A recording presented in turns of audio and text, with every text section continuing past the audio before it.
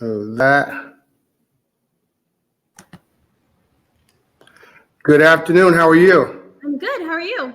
I am doing awesome. Thank you very much. I hope that you are having a fantastic day. It is. I'm here with you, Michael. Green is a good color. I like that. Thank you. You're very, very welcome. So, I really want to say thank you for making some time to have this conversation. I do appreciate it. Thank you for thinking of me. I appreciate it. So, this is Word for Word. My name is Michael Rayford. I am your host.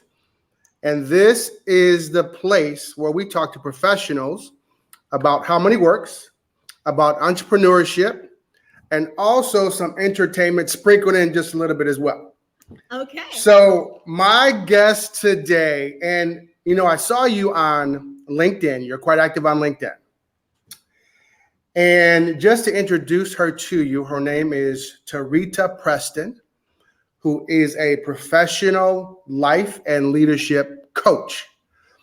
And so I want to know, well, first, let me tell you, the very first video that I saw of you, it was like you were talking in the mirror, but you were talking to people. Okay. And you were like, you had your message and you said, and I'm talking to you. And so I felt personally like you were talking to me and I had to stop. And so from that point on, I continued to look at your videos to really see what you're about and how you're helping people. And so if you could tell me about how you got into becoming a professional coach and what is that all about? So I started my career in sort of all over the place. I got my bachelor's in political science. I thought I was going to go to law school. Started talking to lawyers and quickly realized that was not for me. Did not know what I wanted to do. And I ended up moving to London and I worked in the UK Parliament because I still really like politics. Came back, didn't know what I wanted to do, got a master's in poli-sci, moved to South Korea and taught English until I could figure something out. Came back and to the US, I'm from Chicago, decided that I was going to go into HR, mostly because I knew people were making money. And at the time that I was graduating, it was really rough. So I went back to school, got a master's in HR, and I started working for a very big company in corporate America. In that capacity, I was working with manufacturing groups. I was working with executives. I was doing some coaching there. I was doing HR business work, and I liked it. But when I really got down to it, a huge part of my job was laying people off, which was triggering. It was emotional. It was draining. It was exhausting. And I had done so much of it that I was really clear I didn't want to do that anymore. So at that point, I had discovered coaching. I liked it. I was coaching people. They were getting a ton of success, and I felt out of integrity. Because how can you help someone achieve their dreams if I wasn't doing it for myself? That was just more of an inner check for me. And then I took the leap of faith, which was a leap because that first year I made no money. And if you are in the coaching industry, it is a very easy access industry, but not that many people are successful, and success meaning that you can do this full time and support yourself. That's how I'm defining it. But how I would describe coaching is that it's really giving people the space, the container to explore themselves, their leadership, to really question any patterns or misperceptions and misbeliefs that don't really serve. And the more that we can create inner stability, the more stable you'll be in your own leadership when you're interacting with people. So that's my goal for my clients, to open them up to possibility, to new ways of thinking that may not be informed on their past history, their past trauma, or just past poor job situations. So you touched on a lot of different things, and I would say great minds think alike because you touched on a lot of things I want to talk about. Okay.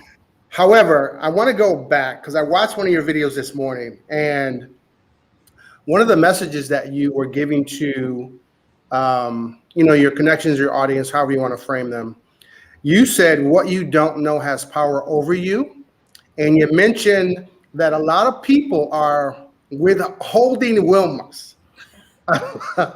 I love that. And in what I do and in the community that I belong to, we talk about that all the time, like what you don't know, and you don't know what you don't know. Mm-hmm. Can you talk about that phrase for a second? What you don't know has power over you. Yeah. Well, in my mind, so I'll say this to say that there are some people who see me coming down the street and they turn the other way. They don't want to question. They don't want to ask. Ignorance really is bliss, because I think a part of doing the inner work, even saying inner work, can start to make people uncomfortable, right? People have this idea that personal growth is so scary, and I don't want to know because what am I going to find? I have heard clients tell me that. And when people, especially when you ask them questions about them and people say, oh, I don't know, that's a defense mechanism, you know. and sometimes I will have to say, well, if you don't know, who should we ask? And for me, it's more of the fact that you're unwilling to look. That's where you're losing your power. Because what are you telling yourself? That this thought that I have, that this situation that I have is bigger than me. You're already putting yourself in a box, and society thrives on that. It thrives on you second guessing yourself, on you not trusting yourself, on you not knowing yourself, so that other people and institutions and environments can set an agenda for you that you will happily go along with because you haven't slowed down to question anything. But it's the point that we can start to take more responsibility, more ownership of what's happening to us, and not being a victim of our own history or our own struggle, or even what society places on us. That's where the real strength is, in my mind. So I want to know. That's good stuff. That is awesome. Now, you mentioned that, and this really stuck out to me because I've been in higher education for 17 years, and most recently I also taught at a preschool for 4 years. And so when I saw that you were an elementary school teacher and you actually went to South Korea to do it, talk about that experience. And I mean, that in itself is a leap of faith, because you just left and went to the other side of the world almost to teach other kids. And I'm assuming you were teaching them English, I would assume. But talk about, what did it take to make that type of decision? So a lot of people ask me that, oh, that must have been so brave, or that must have been X, Y, and Z. And I think that's also true. I just tend to be a person who's open to a lot of different things. So that was, I mean, it's the same energy of going to South Korea that got me to London. It's the same energy that got me to start my own job. It was more about, if I can count on anybody in my life, and I want to be clear, I can count on a lot of people. The first person I want to count on is myself.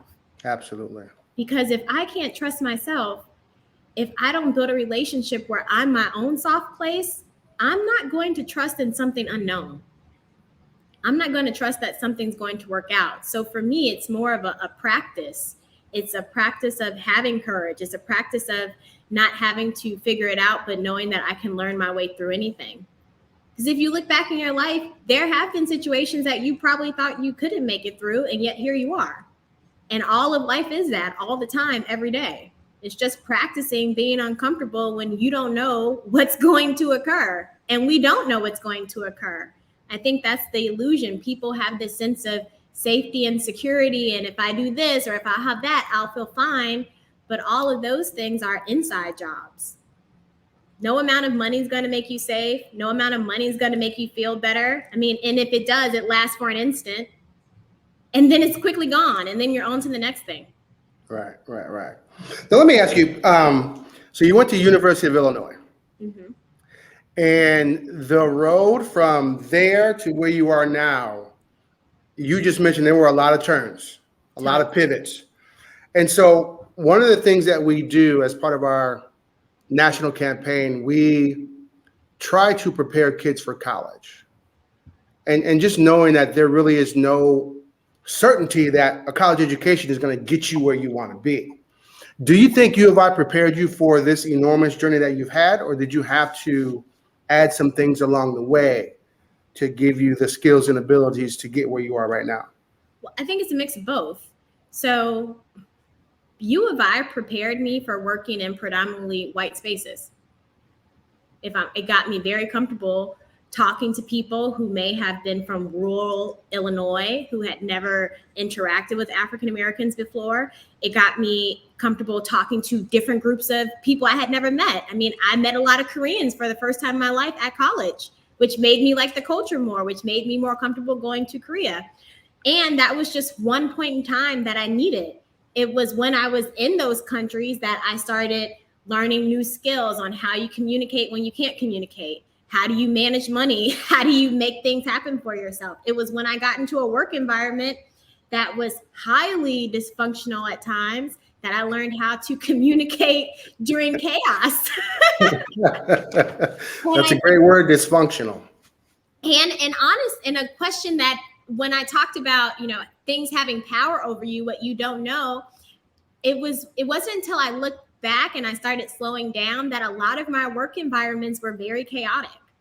So the question would be, okay, Tarita, what's your relationship with chaos or upset or certain types of people and situations? Well, a lot of that was from my own upbringing. I was very comfortable in those environments. So then I would replay those out and then it would make me stressed or anxious. So that's why I say you should always really start to slow down and pay more attention to where you're coming from and your own level of accuracy.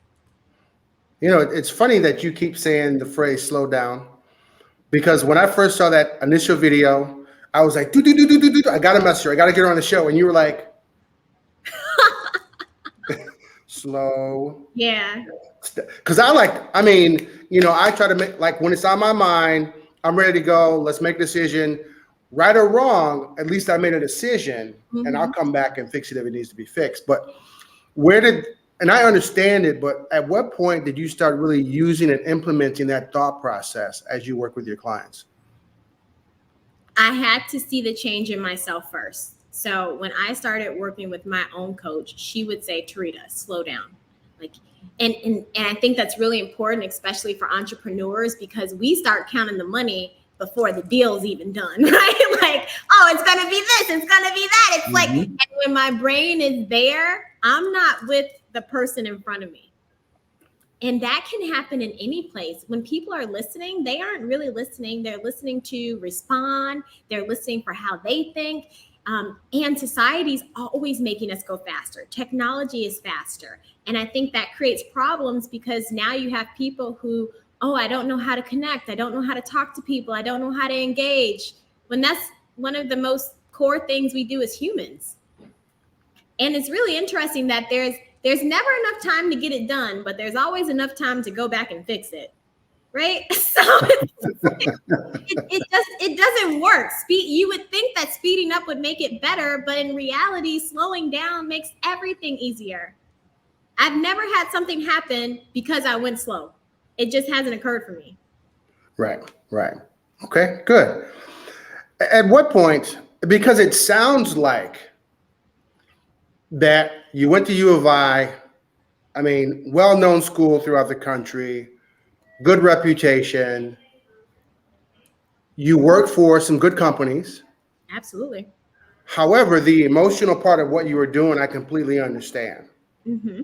At what point did you realize, like, you know what, this is, although I'm assuming, and I don't want to assume, but I'm sure you were doing okay financially, right? Yeah. I got to stop doing this and become an entrepreneur and do my own thing. When did that happen and what was that like? Well, I think it's important to say that, but on the outside, I had a lot of markers of success, meaning that I was in a job, I had a title, I was helping people, you have all those things. But on the inside, it was emotional, it was chaotic. It was as if when work was going great, I felt great about myself. When work was going poorly, I felt horrible about myself. It was as if my worth or my value was on a dimmer switch outside of me. And anything could turn it up or turn it down. And I didn't like the feeling of it, to be honest. I just didn't like the feeling. And I think it was when I had to lay off a woman who was I had just relocated her to the city. I was giving her maybe like a 25% increase, more money than she had ever had. And within a year, I had to tell her I was laying her off. And then you go and have to do that 200 times on top of the fact that I had a history of laying off 300 more people. That was more challenging and more stressful and more emotional. I had a job where I would crawl under my desk and cry every day. Really? It was rough. It was super rough. Wow. So it just became it became unsustainable for me. It became unsustainable. And at the same time, coaching was something that was lighting me up, that I loved. And worst case scenario, I could find another job. I knew enough that I'm smart enough, I'm gifted enough, I'm talented enough. I'm not going to be on the street. Right. And I think people tend to default to that. Like either I'm doing this or I'm poor, or I'm doing this. It's like, have you ever had that experience? Have you ever been homeless? Okay, then let's not even discuss it because it's not an option. But that's the first thing people talk about. Or I miss the stability. You could get fired at any moment. Just because you're employed doesn't necessarily guarantee employment. You're an at-will employee. True.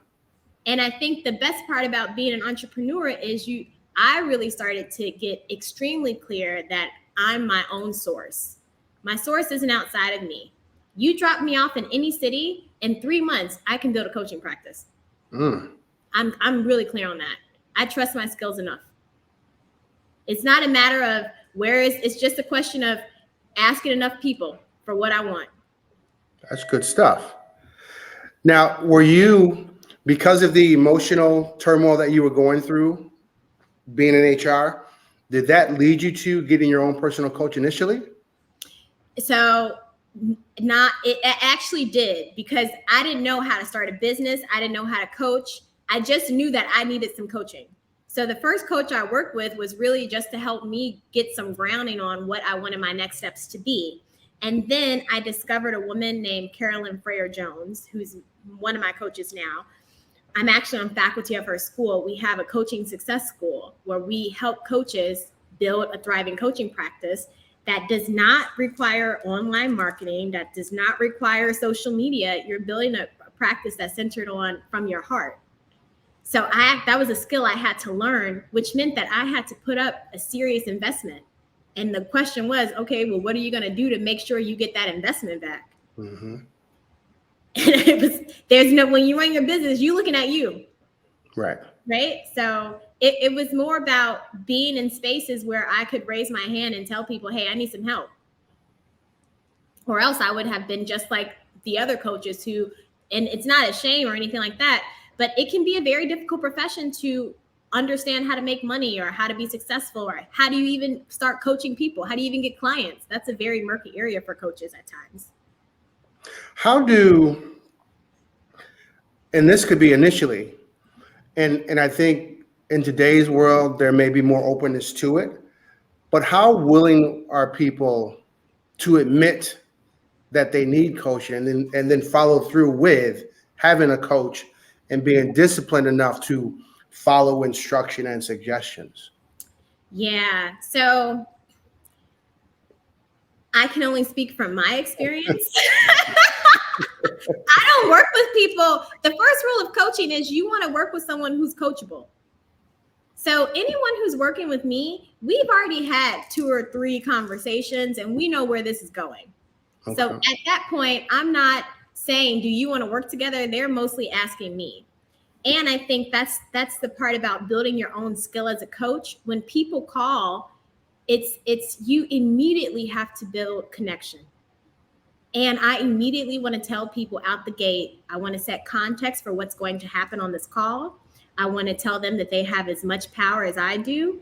And some people can experience my coaching as uncomfortable and a little confrontive. In the event that happens, will you let me know? So I'm already sort of priming them for how they need to show up. Can you say that again, please? Repeat that for me. Yeah. So all right. So let's pretend that you're on the phone with me and it's our first time.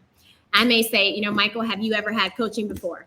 And you may say yes or no. And then I'll say, so I want to give you some context for how this is going to work today. I'm going to ask you questions, and my job is really to slow down and support you. I will say that some people find my coaching, my style, to be a little uncomfortable and confrontive. In the event that happens for you, will you let me know? Because some people, they may call in and think, oh, Tarita's this, or I want to please her, or she's X, Y, and Z. It's like, nah, we're not doing any of that. And then I get right to it and say, all right, so what do you want to talk about? What would be helpful today? I want to create an atmosphere where people feel comfortable telling me anything. which like means that. I have to be a person who I feel comfortable not judging myself. I like that. My. How long did it take you to develop that particular, let's just say your style and your approach? How long did it take you to develop that? Well, I would say it wasn't so much of a development. It was more of a development opportunity because I come from, I'm a Black woman from the South Side of Chicago. So I've worked I work in HR, I worked in manufacturing. There is a level of energy, there's a level of engagement, and there is a level of directness that most people may not be comfortable with. And it was through trial and error and maybe me upsetting people, right? Where I was like, oh, that's the thing about this being an entrepreneur. No one's giving you feedback, you walk into it. So that was something I had to learn. Like I had to slow my own self down because I'm thinking big thoughts all the time. I'm thinking I always want to go there. Everyone's not matching that tempo. So how do I start to calibrate and adjust and meet people where they are? Right? You can't force someone to evolve. Everyone's on their own time frame. So I want to tell people, I want to forecast that out the gate. I love that. I love that. Now let's talk about leadership a little bit. Yeah. What do you think? And again, I was, just Googling, like characteristics of a great leader. And of course, there's communication, being a good listener, working harder than your team does. But in your experience, what does it take to be a great leader?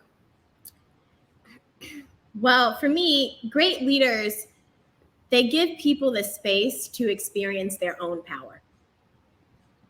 And someone experiencing their own power has nothing to do with me. It doesn't take power away from me. In fact, I'm seeing that the more I can empower and inspire other people, the easier it is to make things happen. But if I am micromanaging, if I'm controlling, if I feel like I need to know everything, if I can't be in the flow, then that's going to color how I listen to people. It's going to color how I talk to them. Most times people are listening from a place of this isn't good, or what do you want, or I don't have enough time, or I'm stressed and anxious, or this, right? It's like you're listening for all the problems versus pouring into someone and asking them the questions that would inspire thought, inspire innovation and creativity. And a lot of times, and this is just something I've been seeing for the past few weeks, client themes are you aren't in the right conversation. Like you really want to talk about A. Like you really want to talk about how maybe this person isn't accountable, or maybe they're dropping the ball, or X, Y, and Z. But really taking that on makes you too uncomfortable. So you start talking about why. Right? It's like another point in leadership is you want to be accurate. And most people are leading themselves from a place that is not accurate at all. They think they're in Florida when they're in Vegas. When you're trying to get to Texas, like, what are you talking about? I like that. Say that, or even a lot of women leaders tend to do this too. They want to caretake people, like, oh, I have to save them, or I have to fix them, or I have to protect them. No, your job is to lead. Caretaking and leadership are two very different things. And you bring up something really interesting there, because in our industry, and I'm talking about the money industry, financial services. Okay. It has been dominated by men for the longest time. And there is a push and a movement now to get more women involved in the industry, simply because of what kind of you just mentioned about not. Yeah. Because of course women live longer than men do. And there are statistics that say, for example, when the husband dies, the woman more than likely will switch the financial advisor because she's more comfortable working with a female. Because, you guys understand each other better than maybe what a man does. So in this world today, I mean, there's a movement of female leadership. So what do you see and what are you hearing as it relates to, I mean, you have the glass ceiling, but you have more women becoming CEOs. So where do you see this going, and what's been your experience with that? I think that it's fantastic. I think we need more women leadership. I think we need more women everywhere in general, because to me, And I also want to be clear. I love men. I want to celebrate men. I just did a whole thing on celebrating Black men in particular. So number one fan over here. No, don't, this is not, I don't want to go into any man bashing. And I want to take a stand for the fact that men have been in power for a very long time. And a lot of rules that men have created have been based on limitation. It's been based on control, and it's been based on scarcity under the guise of that's just how business is done. While women tend to think more collective. And if we're thinking about collectivism and holism as a nation, as a country, it's like what you do to one of us, you do to all of us. And if it doesn't work for one of us, it doesn't work for any of us. Wow. It really doesn't. So our job is really to start to change our consciousness around finances, around money, around opportunity.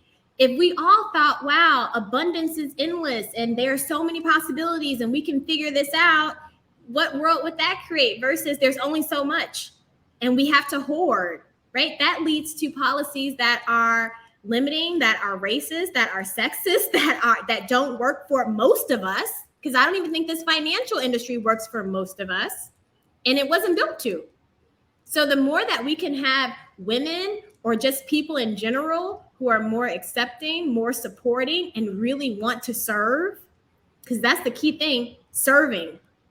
It's giving people what they need, not what they want. And Absolutely. it's not, putting your own agenda out there. It's what's going to be great for the collective. I mean, if we thought what was great for everybody, the US would look different. Absolutely. This is some really good stuff. And let's just flip it now, because we talked about leadership. How do you, as a leader, build a good team? But then also, if you're part of a team, how do you effectively participate as a team member? Yeah. So I think one mistake that leaders tend to make is that they have a lot of expectations of how work should be done, how people should act, what they should be doing. They're shoulding a lot on people. While what's stronger than an expectation is an agreement. And we can really slow down and have a conversation around, here's what it takes to be successful in this group. And can we agree that these are the next steps? And if this doesn't occur, what would be the reasons why that didn't happen? People, it's like that's a misstep. Most people lead from a place of giving you an expectation, but they don't actually talk to you about, okay, and if this were to go completely off the rails, why would that be? Let's address those issues right now. So one, I think it takes really being in conversation, talking about issues, talking about things that are uncomfortable, because the more that you can normalize that, the easier it'll be. And then you have to have range. It's like you can't high five everybody, and then you also can't kick everybody in the butt. You need to have some sort of flexibility. And it's your willingness to adapt. It's your willingness to meet people where they are. It's your willingness to shoot it straight. And most importantly, leadership is a practice. Like, you're practicing leadership every day. And a lot of people don't take trust into account. Like, trust is always doing three things. It's going up, it's going down, or it's staying the same with every email, with every conversation, with every interaction. So where am I coming from? Have I deposited trust? Am I withdrawing trust? Do I have enough trust to get me through this meeting to this project? Most people, in my mind, are moving way too fast. They're also creating stories about things. It's like your rules of people. And I tell my clients this. The first rule is people talk. Second rule is they make a whole bunch of stuff up. Third thing is they think that the stuff they made up is real. Mm-hmm. And then they label people based off that. No, it doesn't work like that, right? That's good. No, it does not. Not at all. Not at all. That's good stuff. Let me ask you, because before you started your business, you were actually seeing a coach. Yeah, I still have one. I invest in coaches. Right. So now, and you work with coaches as well. Mm-hmm. Who are some of your mentors, and why are they your mentors? So I think there are just so many. I feel like I collect people to have like a board of directors. Well, one, if I had to start within my family, it would be my father first of all, because he's a very calming and grounding force in my life. I feel like I can talk to my dad about anything. I mean, me and my father, we can have conversations for 2 or 3 hours. Are you the only girl in your family? No, he has 3 daughters. Oh, wow. He has 3 daughters. So he's Wow. very comfortable with chatting. My father and I can stay on the phone all day. It's ridiculous. After that, I would say one of my very close best friends, Catherine, she's an IP attorney. And I think it's always great to have an attorney in your life. It just works. Absolutely. And then more than that, it would be all the coaches that I put money down for to pay, because I can't take my clients further than I've gone. So unless I've worked with my own fear, with my own childhood wounding, with my own work wound, whatever that is, I'm not going to be able to help someone else. And until I've made a huge investment in my own growth, I won't be comfortable asking someone to invest in themselves. So that's who I would say is a lot of my mentors, my friends, my family, and coaches and intuitives that I have paid money for. That's good. Good. Thank you very much. So now we're gonna start winding up. So okay. I do have just a few more questions for you. And the show is called Word for Word. And it's the number 4. So I ask you 4 money-related questions. They're not tough. It's just from your perspective. And it's interesting because you have an HR background. Mm-hmm. Where did you initially learn about money?